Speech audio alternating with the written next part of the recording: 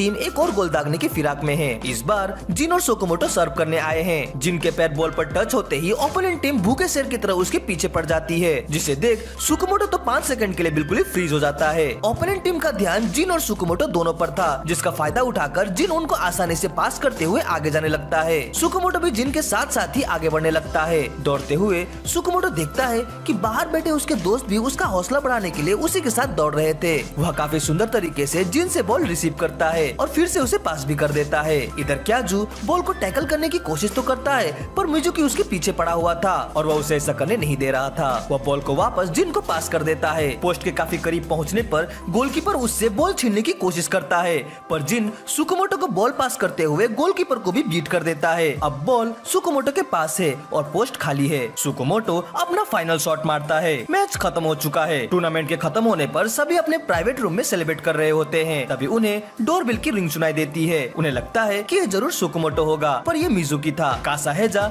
Mizuki से उनके हार के बारे में बात करने लगता है। अगली सुबह मिजुकी गेट के बाहर कासाहेजा का वेट कर रहा होता है, क्योंकि कासाहेजा अब उन्हें छोड़कर जा जो रहा था। कासाहेजा को पता है कि मिजुकी अभी भी इंजर्ड है, लेकिन उसे यकीन है कि वह जल्द से ठीक होकर वापस से अपने पुराने अवतार में टीम में जरूर आएगा। फिर वह उससे आखिरी विदा लेते हुए स्माइल के साथ ट्रेन में प्रवेश करता है। उसे मिजुकी के साथ अपने पुराने ट्रेनिंग के दिन याद आने लगते हैं, लेकिन जब ट्रेन थोड़ी दूर निकल जाती है तो वह बुरी तरह से टूटकर रोने लगता है। वहीं उसके हौसले को देख मिजुकी पहले से भी ज्यादा डिटरमाइंड हो जाता है। इधर जिन अपने पुराने दोस्तों के साथ मैच खेलने जा रहा था। वे उससे पूछते हैं कि सुकुमोटो क्यों नहीं आया। इस पर जिन झूठ बोलते हुए कहता है कि सुकुमोटो अपने लव लाइफ की वजह से काफी ज्यादा दुखी है, इसलिए वह नहीं आ पाया। इसे सुन उसके दोस्त भी रोने लगते हैं। मैच जल्दी स्टार्ट होने वाला था और वे सुकुमोटो के लिए जीतने का निश्चय करते हैं। तभी जिन को वह पल याद आता है जब सुकुमोटो ने उस फाइनल शॉट को मिस कर दिया था और उसी के साथ गेम खत्म होने की सीटी बज गई थी और उनका सारा होप समाप्त हो गया था। साकू टीम गेम जीत जाती है और साइजा की टीम के मेंबर्स हार के दुख से रोने लगते हैं। जिन की हालत भी वैसी ही थी, लेकिन उसका दुख तब और ज्यादा बढ़ जाता है जब वह सुकुमोटो को ऑपोजिशन के पोस्ट के आगे बेसुध होकर खड़ा हुआ देखता है। उसकी दुख की सीमा का कोई छोर नहीं था। इस दृश्य को याद करके ही जिन काफी ज्यादा आवेश में आ जाता है और वह बहुत ही जोर से किक मारकर ऑपोजिशन के गोल पोस्ट को भेद देता है। इसे देख उसके दोस्तों को यह महसूस होता है कि कुछ तो बात जरूर है। वे उससे पूछते हैं कि क्या हुआ। जब उन्हें सुकुमोटो की स्थिति के बारे में पता चलता है तो वे भी काफी ज्यादा मायूस हो जाते हैं। जिनको समझ में नहीं आता कि उसे इस हार का इतना ज्यादा दुख क्यों हो रहा है, क्योंकि इससे पहले भी उसने कई सारे मैच हारे थे, पर इस तरह का दुख तो उसे कभी नहीं हुआ था। इस पर उसके दोस्त जोर जोर से हंसने लगते हैं और कहते हैं कि इसका मतलब यह है कि वो किसी के साथ बहुत ही भावनात्मक रूप से जुड़ा हुआ है। इसी दौरान उधर सुकुमोटो अपने पूरे लगन के साथ जॉगिंग कर रहा था। तभी उसी समय उसका सामना युबिकाटा से होता है। उधर जिन अपने दोस्तों के कहे हुए बातों को याद करते हुए हंसने लगता है और गलती से फुटबॉल के मैदान की तरफ पहुंच जाता है। उधर सुकुमोटो युबिकाटा के साथ कैफे में आया हुआ है। वो काफी ज्यादा कंफ्यूज है, क्योंकि वह पहली बार किसी लड़की के साथ ड्रिंक कर रहा था। भले ही सुकुमोटो अपने अजीब हरकतों से युबिकाटा से अपने फीलिंग्स को छुपा रहा था, लेकिन युबिकाटा उसकी वास्तविक मनोदशा को भाप लेती है। फिर वह उसे अपने पास्ट के बारे में बताने लगती है। जब वह एक राइटर बनने के लिए काफी ज्यादा पैशनेट थी, वह काफी लगन से अपने आर्टिकल्स को लिखती थी। वो इसमें इतनी ज्यादा डूब जाती है कि सोना और खाना भी भूल जाती थी, लेकिन इतना प्रयास करने पर भी उसने इसमें कभी सफलता नहीं हासिल की। असफल होने का डर उसे बुरी तरह कचोटता था और वह लगातार अभ्यास करती रहती थी। उसी वक्त उधर जिन टीम्स लॉकर रूम में पहुंचता है। वो काफी ज्यादा गुस्से में है, क्योंकि उसके दोस्तों ने लॉकर रूम को साफ करने से मना जो किया था, जिसके कारण वो वहाँ आया था। तभी वो बोर्ड में टैक्टिकल डायग्राम को देखता है और उसके आंखों से आंसू बहने लगते हैं। वो सच में ही उस मैच को जीतना चाहता था। इसी दौरान उधर युबिकाटा की बातों को सुन सुकुमोटो के भावनाओं का बांध टूट जाता है। वह खुद को रोने नहीं देना चाहता। वह अपने आप को इनकॉम्पिटेंट मानता है और खुद को ही हार का कारण समझता है। उसे अपने टीममेट्स के उस समय के इमोशंस याद आने लगते हैं। कोई सिसक रहा था तो कोई फुट फुट कर रो रहा था और कई का तो पूरा शरीर ही कांप रहा था, लेकिन उन्होंने उसे बिल्कुल भी ब्लेम नहीं किया। पर उन्हें देख उसे ऐसा लग रहा था जैसे उनके अंदर जीत का जज्बा अभी भी खत्म नहीं हुआ है। वह अपने लिए ना सही बल्कि अपने टीम के लिए पूरी मेहनत करेगा। इसे सुन युबिकाटा उसके कॉलर को पकड़ लेती है और उसे रोने को कहती है, क्योंकि यह उसे उसके दुख से निजात दिलाएगा। जब तक वह हार नहीं मानता हो तब तक उसे स्वतंत्र होकर जीना चाहिए। उसके दोस्तों ने उसे ब्लेम नहीं किया है, तो उसे इस तरह के बर्डन को अपने ऊपर नहीं लेना चाहिए। इसे सुन सुकुमोटो अपने टीममेट्स को याद करने लगता है। उनके प्रोत्साहन भरे बातों को सोच वो फूट फूट कर रोने लगता है, जैसे उसके अंदर के सारे जमे हुए दुख बाहर निकल रहे हो। सुकुमोटो खुद को हार के शैडो से बाहर निकालने के लिए बहुत ही दृढ़ता से जॉगिंग करने लगता है। तभी अचानक उसकी मुलाकात शिजुकी से होती है। उसे इतना कठिन अभ्यास करते देख शिजुकी को उसके पिछले हार की याद आ जाती है। वह नहीं चाहती चाहती कि वो इस तरह से दुखी रहे, इसीलिए वो उसे रात के फेस्टिवल के लिए अपने साथ चलने को इनवाइट करती है। उस रात शिजुकी ने एक सुंदर सा कोमोनो पहना था, जिसे देख सुकुमोटो तो जैसे पागल ही हो जाता है और उसकी प्रशंसा पर प्रशंसा करने लगता है। शिजुकी उसे पुरानी बातें याद दिलाते हुए कहती है कि ध्यान रहे कि वो बचपन की तरह फिर से खो ना जाए।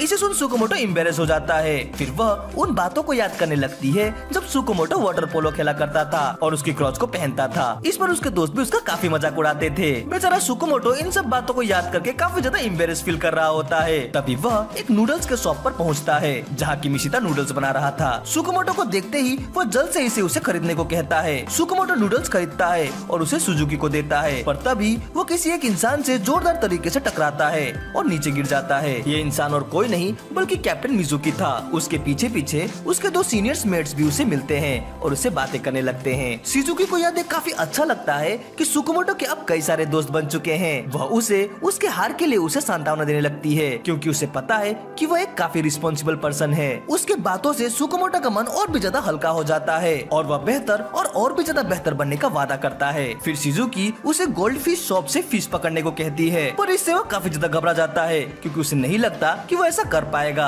शिजुकी याद करती है कि वास्तव में बचपन में जो मेले में खोया था वो सुकुमोटो नहीं बल्कि वो खुद थी, बल्कि सुकुमोटो ने तो उसे प्रोत्साहन देकर उसे घर वापस भेज दिया था। वह इन सब बातों को सोच भावुक हो ही रही होती है कि तभी सुकुमोटो गोल्डफिश पकड़ ही लेता है। वह शिजुकी के कॉम्प्लीमेंट पर काफी खुश हो ही रहा होता है कि तभी उसके दो दोस्त वहाँ पर आ जाते हैं और उसे शिजुकी के पास से खींचकर ले जाने लगते हैं। वास्तव में उन लड़कों ने किमिशिता के स्टॉल को गलती से तोड़ दिया है, जिसे कि अब उन्हें ठीक करना था। लोगों की जरूरत थी तो वो सुकुमोटो को उठाकर ले जाने लगते हैं, लेकिन जाने से पहले सुकुमोटो शिजुकी के प्रोत्साहन भरे बातों के लिए उसे थैंक्स करना नहीं भूलता। उसी दौरान कुछ लड़कियां शिजुकी के पास आती है, पर देखती है कि शिजुकी तो अकेले ही रो रही थी। पूछने पर वह भावुक होते हुए बताती है कि उन फुटबॉल प्लेयर्स ने उससे उसके सुकुमोटो को छीन लिया है। आज क्लब के सीनियर्स ने फर्स्ट ईयर वालों को इकट्ठा किया है, लेकिन प्रैक्टिस या जॉगिंग के लिए नहीं बल्कि पढ़ाने के लिए, क्योंकि अगर उनकी एकेडमिक परफॉर्मेंस खराब रही तो उन्हें समर में एक्स्ट्रा क्लास लेने पड़ेंगे, जिससे कि उनको ट्रेनिंग का मौका नहीं मिलेगा।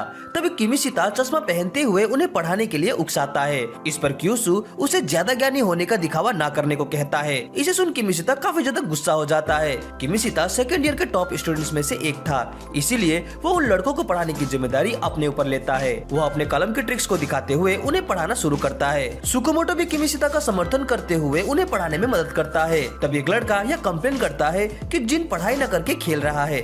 इसे देख किमिशिता काफी ज्यादा गुस्सा हो जाता है और उसे पीटने के लिए जाने लगता है, लेकिन तभी जिन उसे अपने एकेडमिक अचीवमेंट्स को दिखाता है। इसे देख सभी चौंक जाते हैं। वह पढ़ाई में काफी ज्यादा अच्छा था। किमिशिता उसे पूछता है कि जब वह पढ़ाई में इतना अच्छा है तो वो यहाँ क्या कर रहा है, जिस पर जिन कहता है कि वो तो यहाँ बस मजे करने आया है। इस पर किमिशिता उसे घर वापस भेज देता है। गर्मियों की छुट्टियों में साइजा की टीम 5 दिन और 4 रात की प्रैक्टिस के लिए कागोशिमा स्टेशन गए। हमेशा की तरह बाकी टीमों के बीच साइजा की टीम अटेंशन का सेंटर थी, स्पेशली उनका चैंपियन कैप्टन मिजुकी। क्यूसु और सुकुमोटो यहाँ आकर काफी ज्यादा एक्साइटेड हैं। उन्हें लगता है कि उन्हें यहाँ काफी मजा आने वाला है, लेकिन तभी युबिकाटा उन्हें कहती है कि इस साल सभी स्ट्रॉन्ग टीम पार्टिसिपेट कर रही है, इसीलिए उसे उम्मीद है कि कोई भी प्रैक्टिस के दौरान किसी प्रकार की ढिलाई नहीं करेगा। ट्रेनिंग ग्राउंड में कोच अपनी टीम में जोश भरने का काम करने लगता है। कैप्टन मिजुकी भी फर्स्ट ईयर वालों को कहता है कि इससे कोई फर्क नहीं पड़ता कि वे स्टार्टिंग लाइनअप में है या नहीं, पर अगर वे अपनी फुल डिटर्मिनेशन और एफर्ट्स दिखाएंगे तो एक न एक दिन वे अपनी जगह इसमें जरूर बना लेंगे। इसे सुन फर्स्ट ईयर वाले खुशी से झूम उठते हैं और वादा करते हैं कि वे पूरी शिद्दत से प्रैक्टिस करेंगे और एक दिन अपने सीनियर्स को पीछे छोड़ उनकी जगह कब्जा कर लेंगे। तभी सुकुमोटो को याद दिलाया जाता है